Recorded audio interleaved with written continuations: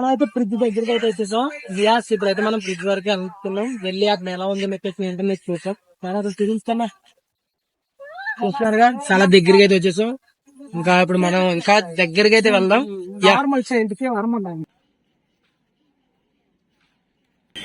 తిరిగి తిరిగి అయితే మా ఊడికి నాకు కాళ్ళు పెట్టేసి ఇంకా రోజ్ మిల్క్ అయితే ఆర్డర్ పెట్టేసాం. సో గైస్ మనం అయితే మాక్సిమం అయితే అంతా కవర్ చేసినట్టు ఇంకా బ్రిడ్జ్ ఏరియా, రాళ్ళు కుట్టల ఏరియా అయితే మనం అయితే ఇప్పుడు చూడబోతున్నాం. అదైతే వేరే లెవెల్లో ఉంటుంది ప్లేస్. కెమెరా మ్యాన్స్ కానీ నేను ఫోటో కానీ వచ్చి చాలా బాగుంటుంది ఆ ప్లేస్. అయితే మనం అక్కడ దగ్గర వెళ్దాం. సో గైస్ మనం అయితే వచ్చేసాం బ్రిడ్జ్ దగ్గరికి. ప్లేస్ అయితే చాలా బాగుంది గైస్. ఇది ఫోటోషూట్స్కి అయితే వేరే ఎక్దమ్ ఉంటుంది. ఇక్కడ రాళ్ళుగుట్ట దగ్గరికి వెళ్దాం ఒకసారి.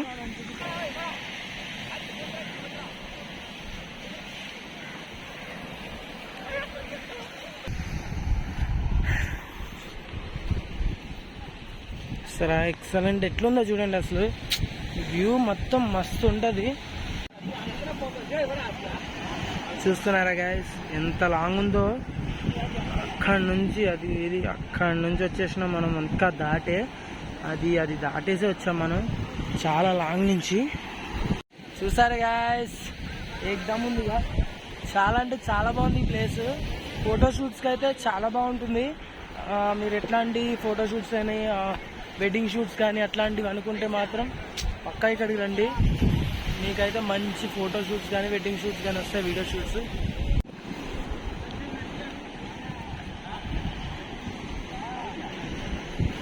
లిటరలీ ఎలాగైతే మన బీచ్ ప్రయాణం అయితే కంప్లీట్ చేసుకున్నాం. బీచ్ ప్రయాణం మినిమం ఒక 10 కిలోమీటర్స్ అయితే నడిచేసాం. ఆ లాంగ్ నుంచి ఇక్కడ వరకు అయితే 10 కిలోమీటర్స్ వరకు అయితే నడిచి వచ్చేసాం.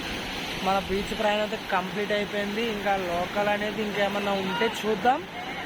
ప్లేసెస్ ఉంటాయి బట్ మనకైతే టైం లేదు. నేను వచ్చిన పని పూర్తి చేసుకుని వెళ్ళాలి.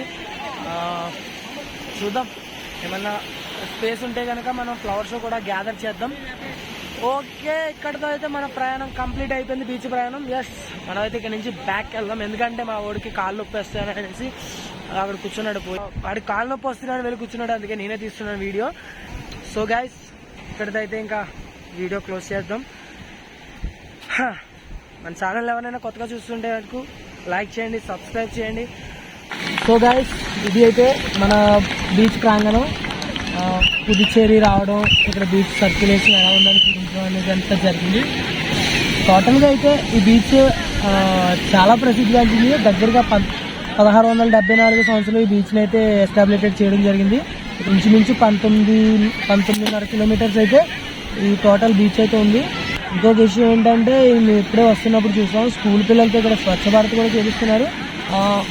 మన పాండిచేరిలో అయితే రేట్లన్నీ తక్కువగానే ఉన్నాయి. ఇక్కడ డ్రింకర్స్కి అయితే మంచి అవైలబిలిటీ ఉంటుంది, కానీ మరీ అంత ఓవర్ లిమిట్లో అయితే బాగోదు కదా. ఇంకో విషయం ఏంటంటే మెయిన్ థింగ్ వచ్చేసి రేపటి నుంచి అయితే వీళ్ళకి ఫ్లవర్స్ అనేది స్టార్ట్ అవబోతుంది. యానంలో అయితే 3 days ఫ్లవర్ షో జరిగింది కదా, అట్లానే ఇక్కడ 3 days ఫ్లవర్ షో రేపటి నుంచి అయితే స్టార్ట్ అవుతుంది. ప్లస్ మనమైతే రేపు ఈవినింగ్ లేదా ఎల్లుండి అయితే మనం ఇక్కడ నుంచి అయితే చెక్అవుట్ చేసేస్తున్నాం. యానం అయితే రాబోతున్నాం. చెప్పులు తయారు చేయడం కానివ్వండి, వస్తువులు తయారు చేయడం కానివ్వండి, క్యాప్స్ కానివ్వండి, ఎక్సెట్రా చాలా బాగున్నాయి. ఈ స్పెక్స్ కూడా ఎక్కడ కొన్నవే. ఎస్, నెక్స్ట్ టైం మళ్ళీ ఇలాంటి మంచి వ్యూ ప్లేస్కి ఎక్కడికైనా వెళ్ళినప్పుడు అయితే మటుకు పక్కాగా అయితే మంచి వీడియోతో అయితే మళ్ళీ మీ ముందుకు వస్తాను. అంతా టేక్ కేర్, గుడ్ బై.